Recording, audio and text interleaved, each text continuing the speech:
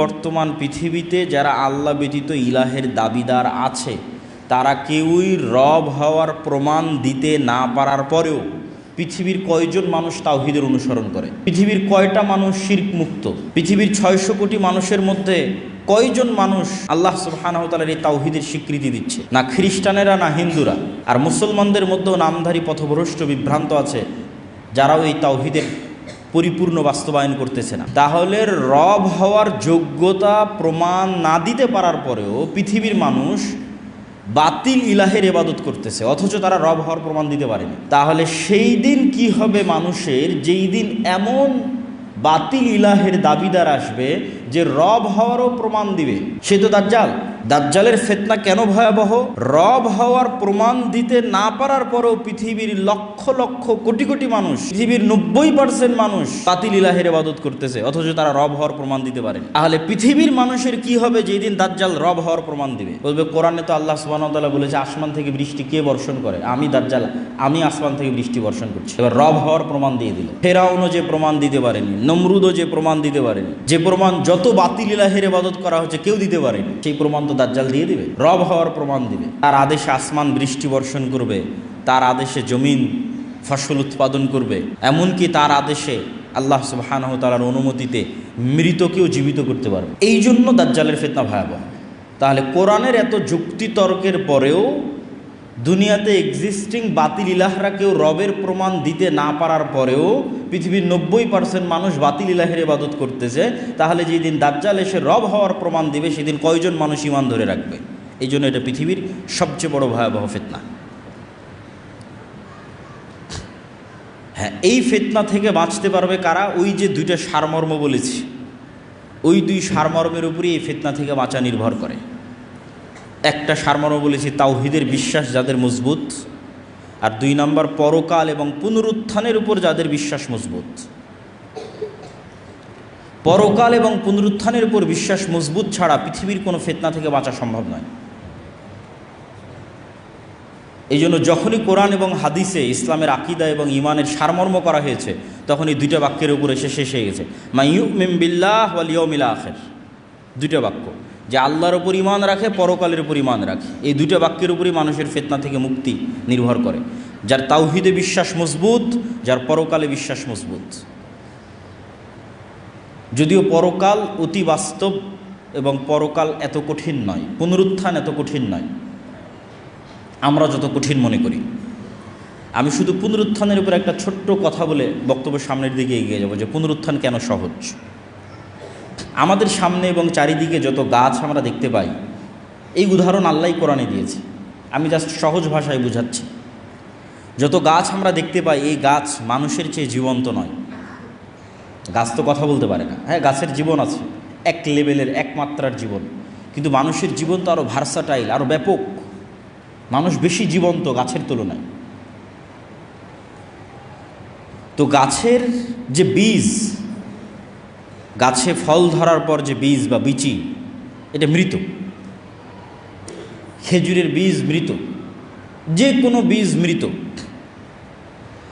তাহলে যেই জিনিসটা মানুষের মতো জীবন্ত নয়, তার থেকে যে মৃত জিনিসটা বের হচ্ছে, ওই মৃত জিনিসটাও যদি মাটিতে পুঁতে দেওয়া হয় এবং সেখানে বৃষ্টি বর্ষণ হয়, তাহলে ওই মৃত থেকে আবার গাছ বের হচ্ছে। তো মানুষের মতো জীবন্ত মানুষের মেরুদণ্ড যখন মাটিতে পুঁতা থাকবে, কোনটা বেশি আশ্চর্যের? বৃষ্টি হওয়ার পর মানুষের মেরুদণ্ড থেকে মানুষ মাটি থেকে বের হয়ে আসবে, এটা বেশি আশ্চর্যের? না গাছের বীজ দানা থেকে আবার আর একটা গাছ বের হচ্ছে, কোনটা বেশি আশ্চর্যের? আমার কাছে গাছের বীজ থেকে আবার আর একটা দানা বের হচ্ছে, এটা বেশি আশ্চর্যের। মানুষ তো অনেক জীবন্ত, গাছ তো এত জীবন্ত নয়, গাছের বীজ তো এত জীবন্ত নয়, মানুষ অনেক জীবন্ত। তাহলে মানুষের মেরুদণ্ড থেকে আবার মানুষ মাটি থেকে বের হয়ে আসবে, এটা কম আশ্চর্যের। এবং এটা আরও কেন কম আশ্চর্যের? মানুষ তার পুরো শরীরে যা কিছু গ্রহণ করে বেঁচে আছে, তার প্রত্যেকটাই তাকে মাটি থেকে গ্রহণ করতে হয়। আমাদের শরীরের মধ্যে ম্যাগনেসিয়াম হোক, ক্যালসিয়াম হোক, ভিটামিন হোক, প্রোটিন হোক, ক্যালোরি হোক, যা দিয়ে আমাদের শরীরে কোষ তৈরি হচ্ছে প্রতিনিয়ত এবং আমরা জীবন্ত আছি, এই প্রত্যেকটা জিনিস আমাদেরকে মাটি থেকে নিতে হয়। যেমন আমরা কলা খাচ্ছি, এই কলাতে ম্যাগনেসিয়াম এবং ক্যালসিয়াম আমার শরীরের মধ্যে ঢুকতেছে, তো ওই কলা ম্যাগনেসিয়াম ক্যালসিয়াম কোথায় থেকে নিয়েছে? মাটি থেকে নিয়েছে। তাহলে আমার শরীরের মধ্যে যা ভিটামিন, প্রোটিন, ম্যাগনেসিয়াম, ক্যালসিয়াম আছে তার সব কিছু মাটির মধ্যে আছে। তাহলে আল্লাহ সুবহানাহু ওয়া তাআলা এখন আমার শরীরের মধ্যে যদি কোষ তৈরি করতে পারেন, কালকে এই সেম জিনিস থাকার কারণে কেন মাটির মধ্যে কোষ তৈরি হবে না? কেন হবে না? যেহেতু আমি সবই মাটি থেকে নিচ্ছি, তো সবই মাটি থেকে নেওয়ার পর আমার শরীরের মধ্যে কোষ তৈরি হচ্ছে, এবার আমি যখন মাটিতে চলে যাব সেখানে ওই সেম জিনিস থাকার পরে ওখানে কেন কোষ তৈরি হবে না? তো 1 সেকেন্ডের ব্যাপার, 1 মিনিটের ব্যাপার আল্লাহ সুবহানাহু ওয়া তাআলার জন্য। এই জন্য পুনরুত্থান অতি সহজ এবং অতি বাস্তব। তো যাদের ঈমান পুনরুত্থানের উপর মজবুত থাকবে এবং যাদের ঈমান আল্লাহর তাওহীদের উপর মজবুত থাকবে, তারা পৃথিবীর যে কোনো ফিতনা থেকে মুক্ত থাকতে পারবে, দাজ্জালের ফিতনা থেকেও মুক্ত থাকতে পারবে। তো কিয়ামতের পূর্ব মুহূর্তে যে সংঘটিত ফিতনাসমূহ, এগুলোর যদি সারমর্ম বলি, সারমর্ম বলতে গেলে বলা যায় রাসূলুল্লাহ সাল্লাল্লাহু আলাইহি ওয়াসাল্লামের একটা হাদিস, যে উ'দুল সিত্তাম বাইনি ওয়া বাইনা ইয়াদাই সাআহ, তোমরা আমার মধ্যে এবং কিয়ামতের মধ্যে 6টা জিনিসকে গণনা করে রাখো। 1 নম্বর হচ্ছে মাউতি, আমার মৃত্যু। রাসূল সাল্লাল্লাহু আলাইহি ওয়াসাল্লামের প্রেরিত হওয়াই পৃথিবীর সবচেয়ে বড় কিয়ামতের আলামত। কেন আগে যত নবী চলে গেছে সব নবীর পর মানুষ আর এক নবীর অপেক্ষা করেছে। মুহাম্মদ সাল্লাল্লাহু আলাইহি ওয়াসাল্লাম যেহেতু শেষ নবী, সেহেতু আর দ্বিতীয় কোনো নবীর অপেক্ষা নেই, এখন অপেক্ষা শুধু কিয়ামতের। অতএব কিয়ামতের সবচেয়ে বড় আলামত অতিক্রম হওয়া 1400 বছর পার হয়ে গেছে, সেটা হচ্ছে মুহাম্মদ সাল্লাল্লাহু আলাইহি ওয়াসাল্লামের পৃথিবীতে প্রেরিত হওয়া এবং তার মৃত্যু। তারপর রাসূল সাল্লাল্লাহু আলাইহি ওয়াসাল্লাম বললেন মসজিদে আকসার বিজয়, তারপরে বললেন ভয়ঙ্কর মহামারী, যে মহামারীতে পৃথিবীর মানুষ মৃত্যুবরণ করে প্রায় শেষ হয়ে যাওয়ার মতো হয়ে যাবে, নাই বরাবর হয়ে যাবে। তারপর রাসূল সাল্লাল্লাহু আলাইহি ওয়াসাল্লাম বললেন এমন ধন সম্পদের আধিক্য যে মানুষের কাছে 100 দিরহাম এবং 100 দিনার অনেক কম মনে হবে।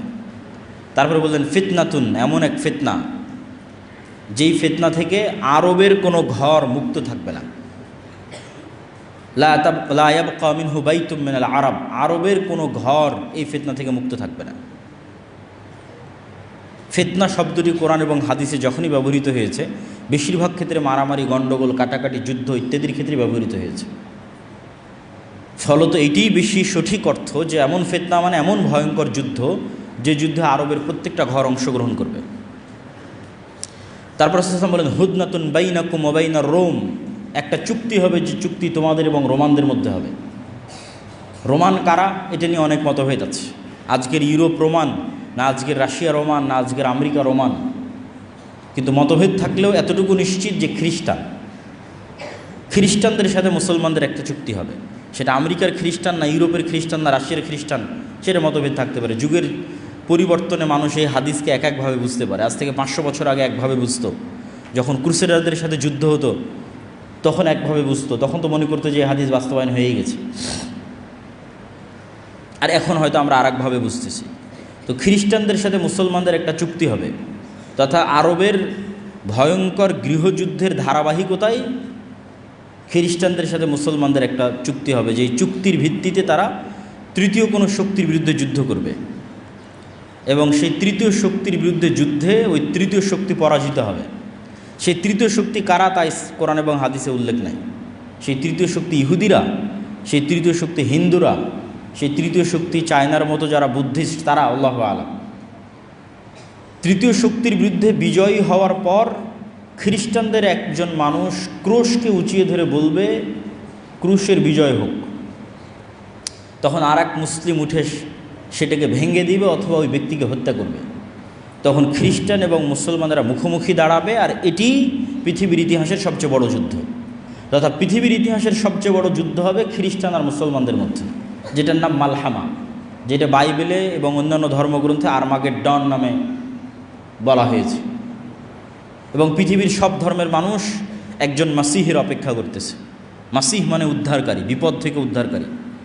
মাসিহাদ দাজ্জালও বিপদ থেকে উদ্ধারকারী, ঈসা মাসিহও বিপদ থেকে উদ্ধারকারী, এবং দুইজনের নামেই মাসিহ লাগানো আছে, ঈসা মাসিহ এবং মাসিহাদ দাজ্জাল। কোরআন এবং হাদিসে এই দুইজনের নামে মাসিহ লাগানো আছে, বিপদ থেকে উদ্ধারকারী। একজন মিথ্যা বিপদ থেকে উদ্ধারকারী, আর একজন সত্য বিপদ থেকে উদ্ধারকারী। এই জন্য ইহুদি হোক, খ্রিস্টান হোক, মুসলমান হোক, সবাই কিয়ামতের পূর্ব মুহূর্তে একজন মাসিহের অপেক্ষায়। এবং এই মাসিহকে এবং এই মাসিহাদ দাজ্জালকে খ্রিস্টান এবং ইহুদি ধর্মে অ্যান্টি ক্রাইস্ট হিসেবে নামকরণ করা হয়েছে। তো পৃথিবীর ইতিহাসের সবচেয়ে ভয়াবহ যুদ্ধ হবে মুসলমান এবং খ্রিস্টানদের মধ্যে, যেখানে রাসূল সাল্লাল্লাহু আলাইহি ওয়াসাল্লামের হাদিস অনুযায়ী 9,60,000 তথা প্রায় 10 লক্ষের কাছাকাছি সেনাবাহিনী একত্রিত হবে খ্রিস্টানদের, আর মুসলমানদের পক্ষ থেকে সিরিয়া এবং মদিনার তৎকালীন বিশ্বের সবচেয়ে আল্লাহওয়ালা তাকওয়াবান পরহেজগার মানুষেরা মদিনা থেকে বেরিয়ে আসবে। আর সিরিয়া এবং মদিনার মুজাহিদরা জোটবদ্ধ অবস্থায় খ্রিস্টানদের বিরুদ্ধে যুদ্ধে অবতীর্ণ হবে। রাসূল সাল্লাল্লাহু আলাইহি ওয়াসাল্লাম যে জায়গাগুলোর কথা বলেছেন এগুলো হচ্ছে বর্তমান সিরিয়া এবং তুরস্কের সীমান্তবর্তী অঞ্চল, আমাক এবং দাবেক। তুরস্ক এবং সিরিয়ার সীমান্তবর্তী অঞ্চলে এই যুদ্ধ হবে এবং হাদিসের বিভিন্ন সূত্র অনুযায়ী এই যুদ্ধ 4 দিন চলবে এবং এই যুদ্ধ এত ভয়াবহ হবে যে আকাশে যদি 1 মাস পাখি উড়ে তাহলে লাশের সারি শেষ করতে পারবে না এবং কোথাও নিরাপদ জায়গা না পাওয়ায় উড়ন্ত অবস্থাতেই মরে পড়ে যাবে লাশের দুর্গন্ধের কারণে। এবং কোনো বংশে 100 জন মানুষ থাকলে 99 জন মারা যাবে, গনিমতের মালে কেউ সন্তুষ্ট হবে না, কেননা কেউ উত্তরসূরি নাই, উত্তরাধিকারী নাই। এগুলো হাদিসের বিভিন্ন রেওয়ায়েতে এসেছে। তো এই যুদ্ধে যখন মুসলমানেরা বিজয়ী হবে তখন পৃথিবীতে মুসলমানদের সামনে দাঁড়ানোর মতো আর কোনো শক্তি অবশিষ্ট থাকবে না, কেন খ্রিস্টানদের সর্বোচ্চ শক্তির বহিঃপ্রকাশ এই যুদ্ধে তারা করে ফেলেছে 10 লক্ষ। ফলত মুসলমানদের সামনে দাঁড়াবে এরকম আর কোনো সেনাবাহিনী তখন পৃথিবীতে অস্তিত্বমান নাই। তো মুসলমানদের এই বিজয় অভিযান কিছু বর্ণনা অনুযায়ী তুরস্কের রাজধানী ইস্তাম্বুল, কিছু বর্ণনা অনুযায়ী ইতালির রাজধানী রোম পর্যন্ত পৌঁছে যাবে, ধারাবাহিক বিজয় অভিযান। এবং তার মধ্যে একটা শহর মুসলমানেরা বিজয় করবে অস্ত্র ছাড়াই, জানিবুম মিনহাল বার ওয়া জানিবুম মিনহাল বাহার, এমন এক শহর যার একদিকে সমুদ্র এবং একদিকে সমতল। ততদিন পর্যন্ত কিয়ামত হবে না, লা তাকুমুস সাআহ, ততদিন পর্যন্ত কিয়ামত হবে না যতদিন না বানু ইসহাকের 70,000 মানুষ এখানে যুদ্ধ না করেছে। বানু ইসহাক মানে বানু ইসরাইল। তাহলে এই হাদিস থেকে আর একটা সূক্ষ্ম জিনিস বোঝা যায় যে বানু ইসরাইলের অধিকাংশই অথবা আর কেউই ইহুদি নাই, বরং সবাই মুসলমান হয়ে গেছে। এবং আজকের যারা ইহুদি তারা জেনেটিক্যালি এটা প্রুফ করতে পারবে না যে তারা ইব্রাহিম আলাইহিসসালাতু ওয়াসসালামের সন্তান, কেন ইব্রাহিম আলাইহিসসালাতু ওয়াসসালাম সাদা চামড়ার নন, তথা ইউরোপ এবং আমেরিকার মানুষের গায়ের যে চামড়ার রং এটা ইব্রাহিম আলাইহিসসালাতু ওয়াসসালামের গায়ের চামড়ার রং নয়। ইব্রাহিম আলাইহিসসালাতু ওয়াসসালাম হচ্ছে নূহ আলাইহিসসালাতু ওয়াসসালামের ছেলে সামের বংশধর, আর সামের গায়ের চামড়ার রং হচ্ছে আরব বিশ্বের মানুষের গায়ের চামড়ার রং যেমন তেমন, মেটে সাদা, ধবধবে হলদেটে সাদা নয়, ধবধবে হলদেটে সাদা হচ্ছে ইউরোপ, শীতকালীন অঞ্চল, ইউরোপ, আমেরিকা, রাশিয়া, যারা নূহ আলাইহিসসালাতু ওয়াসসালামের সন্তান ইয়াফেসের বংশধর। তো যেহেতু ইব্রাহিম আলাইহিসসালাতু ওয়াসসালাম নূহ আলাইহিসসালাতু ওয়াসসালামের ছেলে সামের বংশধর, এই জন্য তার গায়ের রং বর্তমান আরব বিশ্বের মানুষের গায়ের রং যেমন তেমন। এই জন্য ঈসা আলাইহিসসালাতু ওয়াসসালামের গায়ের রং, মুহাম্মদ সাল্লাল্লাহু আলাইহি ওয়াসাল্লামের গায়ের রং সব কাছাকাছি একই। আর বর্তমান যারা নিজেদের ইহুদি দাবি করছে এবং ফিলিস্তিনে জোরপূর্বক জায়গা দখল করছে সব সাদা চামড়া। সুতরাং জেনেটিক্যালি এটা প্রুফ করা সম্ভব নয় যে তারা ইব্রাহিম আলাইহিস সালামের সন্তান। তাহলে ইসহাক আলাইহিসসালাতু ওয়াসসালামের বংশের 70,000 মানুষ মুসলমান অবস্থায় যুদ্ধ করবে এবং এমন এক শহর বিজয় করবে অস্ত্র ছাড়া। তো কিছু মুহাদ্দিস ব্যাখ্যা করেছেন এটা ইস্তাম্বুল এবং এই যুদ্ধের পরই বিজয় হবে, আর কেউ ব্যাখ্যা করেছেন এটা ইতালি। কেননা কিছু জয়ীফ হাদিসে বর্ণিত আছে যে রাসূল সাল্লাল্লাহু আলাইহি ওয়াসাল্লামকে জিজ্ঞেস করা হলো যে মুসলমানরা আগে ইতালির রাজধানী রোম বিজয় করবে না কুস্তুনতুনিয়া বিজয় করবে। রাসূল সাল্লাল্লাহু আলাইহি ওয়াসাল্লাম বললেন আগে কুস্তুনতুনিয়া বিজয় করবে, তারপরে রোম বিজয় করবে। তো ওখান থেকে অনেকেই ব্যাখ্যা নিয়েছেন যে এটি হচ্ছে ইতালির রাজধানী রোম। এবং যুক্তিতে কেন টিকবে, আসলে এত বিশাল যুদ্ধের পর পৃথিবীতে আর মুসলমানদের সামনে দাঁড়ানোর মতো কোনো অস্তিত্বশীল শক্তি নাই। এবং মুসলমানদের এই বিজয় অভিযানের কারণে ইহুদি এবং খ্রিস্টানেরা বিপদগ্রস্ত থাকবে, কেন মুসলমানরা সব বিজয় করে নিয়েছে। মসজিদে আকসা বিজয় করে ফেলেছে, ইউরোপ বিজয় করে ফেলেছে, ভারত বিজয় করে ফেলেছে। এগুলো অনেক হাদিস থেকে একত্রিত করে আমি বলতেছি, এগুলো প্রত্যেকটা কথার পিছনে বিভিন্ন হাদিস আছে। তো যেহেতু মুসলমানদের সামনে আর কোনো বাধাই নাই, সব বিজয় করে ফেলেছে, মসজিদে আকসা, ভারত, ইউরোপ সব বিজয় করেছে, তো ইহুদি খ্রিস্টানেরা তো বিপদে। তো এই জন্য এবার তাদেরকে উদ্ধার করার জন্য, বিশেষ করে ইহুদিদেরকে উদ্ধার করার জন্য দাজ্জালের আগমন হবে। এবং দাজ্জাল মুসলমানদের এই ভয়াবহ বিজয় অভিযানকে থামানোর জন্য শয়তান অদৃশ্য থেকে আওয়াজ দিবে, দাজ্জাল তোমাদের বাড়ি ঘরে প্রবেশ করেছে। এবং মুজাহিদরা তাদের এই বিজয় অভিযান থামিয়ে, কেন এটা পৃথিবীর ইতিহাসের সবচেয়ে ভয়াবহ ঘটনা যে দাজ্জাল বের হয়ে গেছে, শকিং নিউজ, এর চেয়ে ভয়ঙ্কর সংবাদ আর হতে পারে না। এই জন্য বিজয় অভিযান বাদ দিয়ে সব দামেশকে ফিরে আসবে খুঁজতে যে আসলে দাজ্জাল বের হয়েছে কিনা, কিন্তু ততদিনেও দাজ্জাল বের হয়নি। কিন্তু দামেশকে ফিরে আসতে আসতে অথবা ফিরে আসার পরপরই সত্যি সত্যি দাজ্জাল বের হয়ে যাবে। এবং দাজ্জাল বের হবে যেহেতু এক্সট্রা অর্ডিনারি, ভয়ঙ্কর, অমানবিক এবং অলৌকিক ক্ষমতা নিয়ে, যা মানুষের সাধ্যের মধ্যে নয়,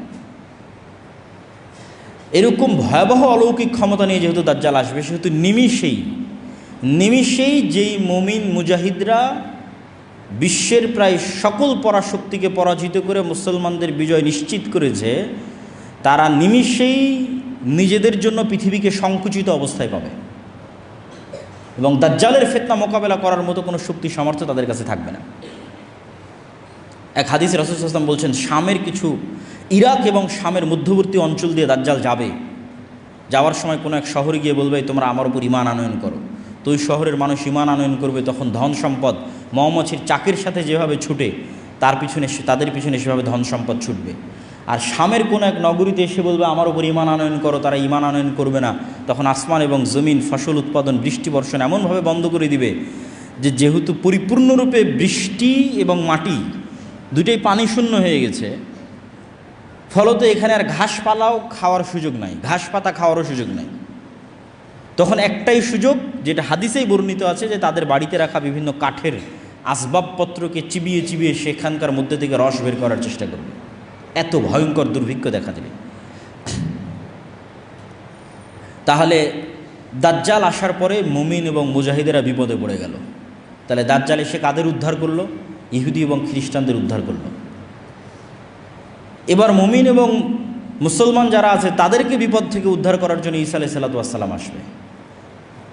দাজ্জালের 40 দিন অতিক্রম হওয়ার যখন শেষ হবে তখন, এবং ঈসা আলাইহিস সালাতু ওয়াস সালাম আল্লাহর পক্ষ থেকে আরও ব্যাপক অলৌকিক ক্ষমতার সাথে প্রেরিত হবেন, যার অলৌকিক ক্ষমতার বর্ণনা বিভিন্ন হাদিসে এসেছে যে তার নিঃশ্বাসে কাফের মারা যাবে, নিঃশ্বাস যত দূর যাবে কাফের মারা যাবে।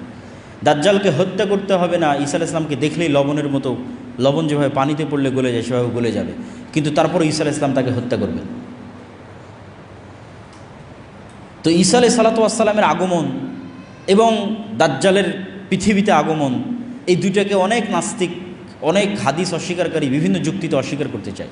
তামিম আদ-দারির হাদিসে দাজ্জালের বিশাল দেহের কথা বলা আছে, দাজ্জালকে দ্বীপের মধ্যে দেখতে পাওয়ার কথা বলা আছে। তো এখন তো বিজ্ঞানের যুগ, সারা পৃথিবী মানুষের নিয়ন্ত্রণে, কোথায় দাজ্জাল? আর দাজ্জালের এত বিশাল দেহ কীভাবে হয়, আর কেমনি বা ঈসা আলাইহিস সালাম আসমান থেকে নেমে আসবে? তো এটা বিশ্বাস করা অত কঠিন কিছু নয় যদি মানুষের আগের অতীতের নলেজ থাকে। অতীতের নলেজ কি? আদম আলাইহিস সালামই তো নিজে স্বয়ং আসমান থেকে নেমে এসেছে, তাহলে আসমান থেকে নেমে আসা তো নতুন ঘটনা নয়, তো পুরাতন ঘটনা।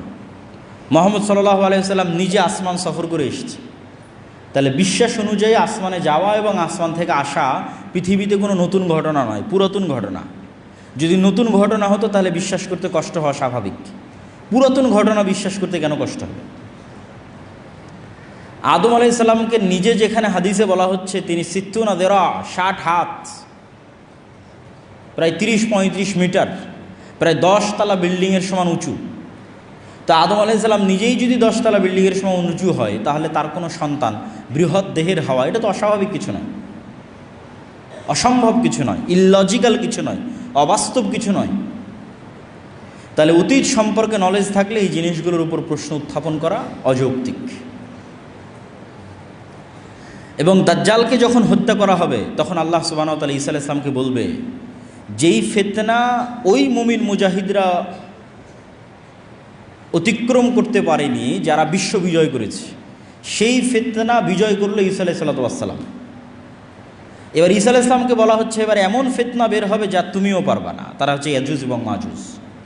তুমি এখন মুমিন মুজাহিদদের নিয়ে তুর পাহাড়ে আশ্রয় নাও, তোমার পক্ষে সম্ভব নয় ফিতনা মোকাবেলা করা। তো ইয়াজুজ মাজুজও আদমের সন্তান, দাজ্জালও আদমের সন্তান, ঈসা আলাইহিস সালাতু ওয়াস সালাম আদমের সন্তান। দাজ্জালও কোনো দেশের নাম দাজ্জাল নয়, কোনো এআই চ্যাট জিপিটি কোনো টেকনোলজির নাম দাজ্জাল নয়। দাজ্জাল মানুষ, আদমের সন্তান, এবং ইয়াজুজ মাজুজও মানুষ, আদমের সন্তান। ইয়াজুজ মাজুজের সংখ্যাধিক্যের পরিমাণ বুঝতে হলে রাসূল সাল্লাল্লাহু আলাইহি ওয়াসাল্লামের একটা সহিহ হাদিস মাথায় রাখতে হবে। আল্লাহ নবী বললেন, আদম সন্তানের প্রত্যেক 1000-এ 999 জন জাহান্নামী। তো সাহাবীরা দুশ্চিন্তায় পড়ে গেলেন যে 1000-এ যদি 999 জন জাহান্নামী হয়, তাহলে তো আমরাও মানে আমাদের জান্নাতে যাওয়ার সম্ভাবনা কোথায়? তাহলে রিস্ক তো ভয়ঙ্কর, ভয়াবহ রিস্ক। 999, 1000-এ 999 জন, একজন মাত্র জান্নাতে। তো রাসূল সাল্লাল্লাহু আলাইহি ওয়াসাল্লাম বলেন, দুশ্চিন্তার কিছু নয়, এই 999 জনের অধিকাংশই ইয়াজুজ মাজুজ। তাহলে 999 জনের কতজন ইয়াজুজ মাজুজ তা রাসূল সাল্লাল্লাহু আলাইহি ওয়াসাল্লাম বলেননি। যদি 900 জন ইয়াজুজ মাজুজ হয় 999-এর, তাহলেও আদম থেকে নিয়ে কিয়ামত পর্যন্ত যা মানুষ আসবে তার অন্তত 900 গুণ হতে হবে ইয়াজুজ মাজুজকে।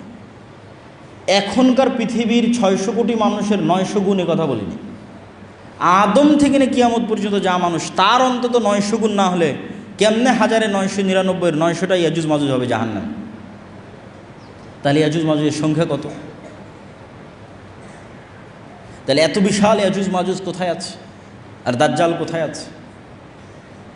এই বিশ্বাস মজবুত করার জন্য কয়েকটা জিনিস মাথায় রাখতে হবে। এক, আল্লাহ সুবহানাহু ওয়া তাআলা মানুষকে অনেক সীমাবদ্ধ শক্তি দিয়ে সৃষ্টি করেছেন, এবং এটা আজকের বিজ্ঞানও স্বীকার করে। ডার্ক এনার্জি এবং ডার্ক ম্যাটার, যে কেউ সার্চ দিলে দেখতে পাবে যে পৃথিবীর 2%ও মানুষ দেখতে পায় না, অনেক কম, 2-5% মানুষ দেখতে পায়, বাকি 95%ই অদৃশ্য।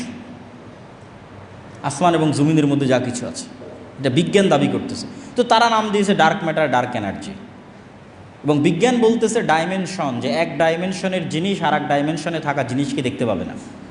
এটা যদি আমরা আমাদের লাইফ দিয়ে বুঝতে চাই, তাহলে একটা পিঁপড়া আমাকে কিভাবে দেখে আর আমি একটা পিঁপড়াকে কিভাবে দেখি, একটা কুকুর আমাকে কিভাবে দেখে আমি একটা কুকুরকে কিভাবে দেখি, তোমরা আমাকে এখন যেভাবে দেখতেছো, আপনারা আমাকে এখন যেভাবে দেখতেছেন, একটা কুকুর তো এভাবে দেখে না। সে এতগুলো রং, সবগুলো রং সে দেখতে পায় না, মাত্র 2টা রং দেখতে পায়। এবং সে চেহারা ফেসে মানুষকে চিনতে পারে না, গন্ধে চিনতে পারে। একটা সাপ আমাদেরকে কিভাবে দেখে, আর আমরা একটা সাপকে কিভাবে দেখি, দেখার অ্যাঙ্গেল ভিন্ন।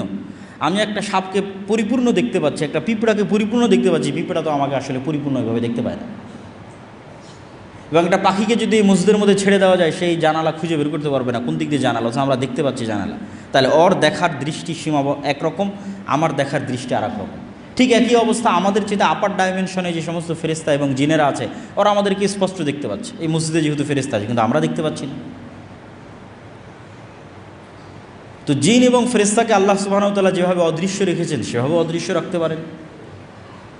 এটা যেমন যৌক্তিক। বর্তমান পৃথিবীর সবই যে মানুষ জেনে নিয়েছে, এটাও ভুল কথা। মাটির নিচে কি আছে সেটাই মানুষ ভালোভাবে জানে না, যদিও চাঁদ পর্যন্ত পৌঁছে গেছে মানুষ, কিন্তু মাটির নিচে মানুষের সফরের সীমাবদ্ধতা হচ্ছে 12 কিলোমিটার, অথচ উপরে মানুষ অনেক দূর চলে গেছে। সমুদ্র এবং মাটির নিচে এই দুইটা সবচেয়ে রহস্যপূর্ণ, আকাশের চাইতেও বেশি রহস্যপূর্ণ।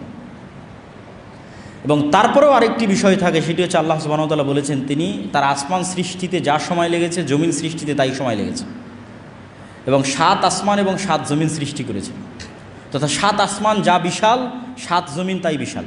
ওয়া ইয়াতানাজ্জালুল আমরু বাইনাহুন্না, আর আল্লাহর ওহী, আল্লাহর আদেশ 7টাতেই অবতীর্ণ হয়, 7 আসমান এবং 7 জমিনই অবতীর্ণ হয়।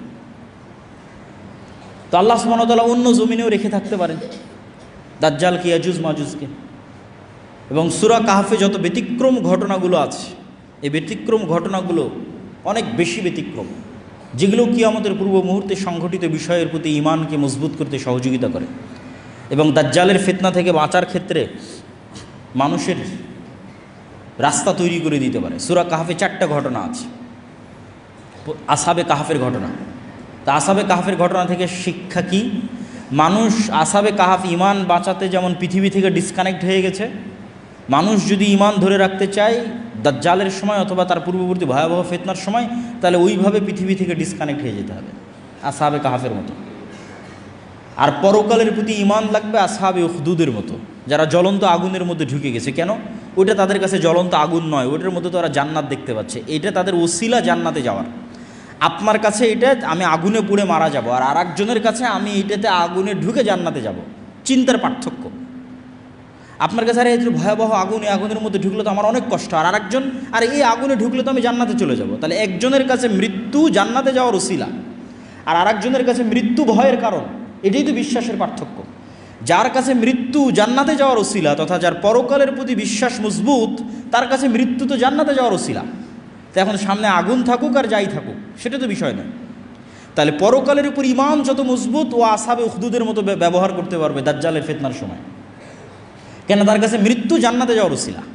আর যার পরকালের উপর ঈমান নাই, দুনিয়ায় যার কাছে সব কিছু, অবৈধ 1 টাকার প্রতিও যার লোভ আছে, অবৈধ 1 টাকার উপরও যার লোভ আছে, তার পক্ষে দাজ্জালের ফিতনা থেকে বেঁচে থাকা সম্ভব নয়। তো আসহাবে কাহফের ঘটনা আছে সূরা কাহফের মধ্যে। তারপরে ঘটনা আছে যুলকারনাইন, ইয়াজুজ মাজুজ। তো ইয়াজুজ মাজুজের ঘটনা তো অতীতে, তাহলে বিশ্বাস করতে কেন কষ্ট হবে? কোরআনে ইয়াজুজ মাজুজকে দেখানো হচ্ছে অতীত একটা ঘটনা হিসেবে, যে যুলকারনাইন সফর করলো, এক এরিয়ায় গেল যেখানে ইয়াজুজ মাজুজ, এবং তাদেরকে আবদ্ধ করে দিল। তাহলে ইয়াজুজ মাজুজের অস্তিত্ব অতীতেই দেখা যাচ্ছে, তো ভবিষ্যতে তো অস্তিত্ব আরও সহজ। অমিন কুল্লে হাদাবি ইয়াংসিলুন, প্রত্যেকটা উঁচু জায়গা থেকে তারা দলে দলে নেমে আসবে, আল্লাহ সুবহানাহু ওয়া তাআলা কোরআন মাজিদে বলেছেন। তারপরের আশ্চর্যের ঘটনা হচ্ছে মুসা আলাইহিস সালাতু ওয়াস সালাম এবং খিজির, এটাও সূরা কাহফের মধ্যে। যে আল্লাহ সুবহানাহু ওয়া তাআলা চাইলে বলতে পারতেন, মুসা অমুক শহরে অমুক গ্রামে আমার একজন বান্দা আছে যে তোমার চেয়ে জ্ঞানী। তা না বলে আল্লাহ বললেন, মাছ নাও, ভাজো, মৃত মাছ নিয়ে সমুদ্রের ধার দিয়ে হাঁটতে থাকো, যেখানে মাছ জীবিত হয়ে যাবে সেখানে পাবা। রহস্যপূর্ণ। এবং খিজির আলাইহিস সালাতু ওয়াস সালাম এমন সব ঘটনা ঘটালেন যেগুলো পৃথিবীর ফিজিক্স অনুযায়ী সম্ভব নয়।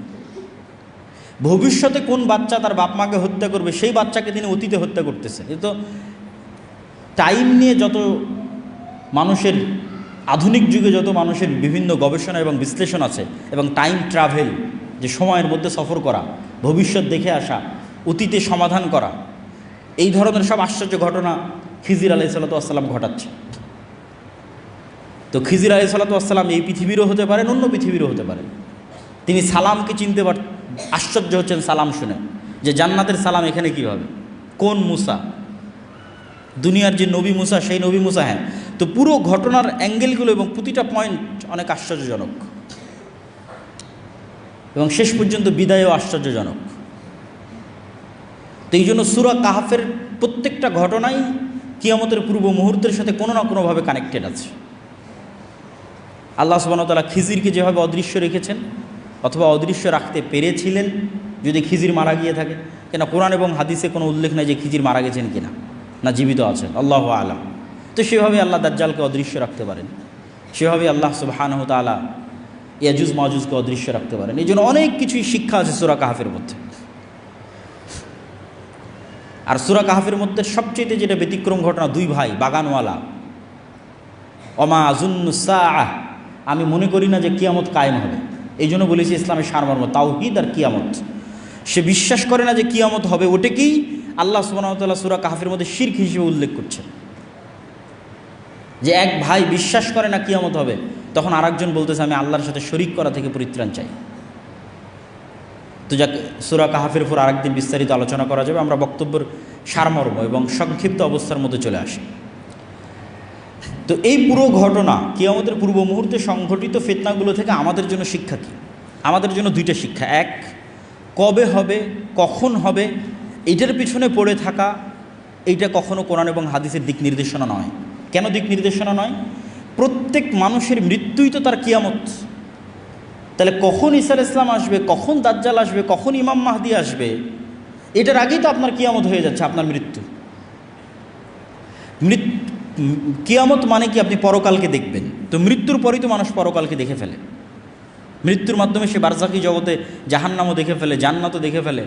হয় পাখি হিসেবে জান্নাতে উড়ে, আর না হলে তার কবর বরাবর জাহান্নামের দরজা খুলে দেওয়া হয়তো, সব তো দেখেই নিল। ফেরেশতা জিজ্ঞাসাবাদ করে, তো পরকাল তোর দেখাই শেষ। তাহলে কিয়ামত ঘটা পর্যন্ত অপেক্ষা করতে হচ্ছে না তো, ঈসা আলাইহিস সালাম ইমাম মাহদি আসা পর্যন্ত অপেক্ষা করতে হচ্ছে না তো, আপনার মৃত্যুই তো আপনার কিয়ামত। এটা হলো 1 নম্বর পয়েন্ট। 2 নম্বর পয়েন্ট, ইমাম মাহদি আসলে, ঈসা আলাইহিস সালাম আসলে, দাজ্জাল আসলে নতুন কোরআন আসবে নাকি? নতুন নবী আসবে নাকি, নতুন হাদিস তৈরি হবে নাকি? না, নতুন কোরআনও আসবে না, নতুন হাদিসও হবে না। বরং এই পুরো ঘটনা থেকে আপনারা এটি দেখলেন যে ঈসা আলাইহিস সালাম আসার পূর্বেই, দাজ্জাল আসার পূর্বেই কোনো নবী ছাড়া এবং কোনো নতুন কোরআন ছাড়া এবং নতুন হাদিস ছাড়া আমার এবং আপনার মতো মুসলমানেরা বিশ্ব বিজয় করবে, 10 লক্ষ খ্রিস্টান বাহিনীকে পরাজিত করবে, মসজিদে আকসা বিজয় করবে, ভারত বিজয় করবে, ইতালি বিজয় করবে, কোনো নতুন নবী ছাড়া, নতুন কোরআন ছাড়া, আমার এবং আপনার মতো মুসলমানেরা। তাহলে যা ঘটার সেটা তো 1400 বছর আগেই ঘটে গেছে। মানে সবচেয়ে আসল ঘটনা তো 1400 বছর আগে ঘটেছে, সেটা হচ্ছে কোরআন এবং হাদিস। এবং ঈসা আলাইহিস সালামও এসে এই কোরআন এবং এই হাদিসের উপর আমল করবেন। তাহলে কাজের জিনিসটা আমার এবং আপনার কাছে আছে। আর কিয়ামত তো নির্ধারিত, সেটা যে আমার এবং আপনার মৃত্যু। তাহলে কবে ইমাম মাহদি আসবে, সেই দিন সব কিছু হবে, এই অপেক্ষায় বসে থাকা বুদ্ধিমানের? না, যেটা আসল ঘটনা ঘটে গেছে এবং আপনার কাছে আছে, আর আমার এবং আপনার মতো মুসলমানেরা এত বড় বড় বিজয় সম্পূর্ণ করবে, তাহলে আপনি কেন চেষ্টা করবেন না? আর তো নতুন নবীও আসবে না, নতুন কোরআনও আসবে না। তাহলে আমার এবং আপনার জন্য কাজ স্পষ্ট, আমার মৃত্যু, আমার কিয়ামত, আর এই কোরআন এবং এই হাদিসের মাধ্যমে মুসলমানদের বিজয় হবে। এই কোরআন এবং এই হাদিস ফলো করেই কিয়ামতের পূর্ব মুহূর্তে মুসলমানেরা বিজয় করবে, ইমাম মাহদি বিজয় করবে, ঈসা আলাইহিস সালাম বিজয় করবে। সেই কোরআন এবং হাদিস আমাদের কাছে আছে। তাহলে এই কোরআন হাদিসকে সামনে রেখে নিজেদের জীবন গড়া এবং নিজের মৃত্যুর জন্য প্রস্তুতি নেওয়া এবং আল্লাহর দ্বীনকে বিজয় করার চেষ্টা করা, এটি হলো সবচেয়ে বড় অন্যতম মেসেজ আজকের এই বক্তব্য থেকে, শিক্ষা। আর দাজ্জালের ফিতনা থেকে বাঁচার প্রস্তুতি সবসময় থাকতে হবে। কেন? কিয়ামতও যেমন হঠাৎ হবে, দাজ্জালও তেমন হঠাৎ বের হবে, বাগদাতান, হঠাৎ। রাসূল সাল্লাল্লাহু আলাইহি সাল্লামও বলেননি যে না, আমার যুগে দাজ্জাল বের হবে না, এরকম স্পষ্ট বলেননি। ইবনু সাইয়াদের হাদিসগুলো পড়ে দেখতে পারেন। ওমর রাদিয়াল্লাহু তাআলা আনহুকে রাসূল সাল্লাল্লাহু আলাইহি ওয়াসাল্লাম বলছে, এ যদি দাজ্জাল হয় তাহলে একে হত্যা করবে ঈসা আলাইহিস সালাম, আর যদি দাজ্জাল না হয় তাহলে তুমি কেন নিরপরাধ মানুষকে হত্যা করবে? একবার রাসূল সাল্লাল্লাহু আলাইহি ওয়াসাল্লাম বললেন, আরে আমার যুগে আবার দাজ্জাল বের হয় নাকি? তথা দাজ্জাল যে কোনো মুহূর্তে যে কোনো সময় বের হয়ে যেতে পারে, বাগদাতান, কিয়ামত হঠাৎ হবে। তো দাজ্জালের ফিতনা থেকে বাঁচার জন্য যেমন আল্লাহ সুবহানাহু ওয়া তাআলার কাছে দোয়া করতে হবে, ঠিক তেমনি যেই কারণে আপনি দাজ্জালের ফিতনা থেকে বাঁচবেন, ওই ধরনের দাজ্জালীয় ফিতনা, দাজ্জালুনা কাজ্জাবুনা, আসল দাজ্জালের আগে আরও 30টা দাজ্জালুনা কাজ্জাবুনা বের হবে। তো এই জন্য সত্য মিথ্যার সংমিশ্রণ এবং মুসলমানদের উপর বিপদ আসতেই থাকবে। এই জন্য ইমানের পরীক্ষায় ওই সেম জিনিসগুলোই কাজে দিবে। তাওহীদ, পুনরুত্থানের উপর মজবুত বিশ্বাস, আল্লাহর উপর মজবুত বিশ্বাস, পুনরুত্থানের উপর মজবুত বিশ্বাস। এবং বিশ্বাসকে মজবুত করার জন্যই আমাদের যে সংক্ষিপ্ত একটা লেখনী আছে আল্লাহর পথে যাত্রা, এটি শুধু এই উদ্দেশ্যেই লেখা। মানুষ যত বেশি কোরআনের সাথে কানেক্টেড হবে, যত বেশি হাদিসের সাথে কানেক্টেড হবে, যত বেশি তাদের ইমানকে মজবুত করবে, আল্লাহর প্রতি ইমানকে এবং পুনরুত্থান, আবার যে আল্লাহ তাদেরকে সৃষ্টি করবেন, এটির উপর মানুষের ইমান যত মজবুত হবে, মানুষ তত দুনিয়ার ফিতনা থেকে বেঁচে থাকতে পারবে। আল্লাহ সুবহানাহু ওয়া তাআলা আমাদের তৌফিক দান করুক। আল্লাহুম্মা আমিন।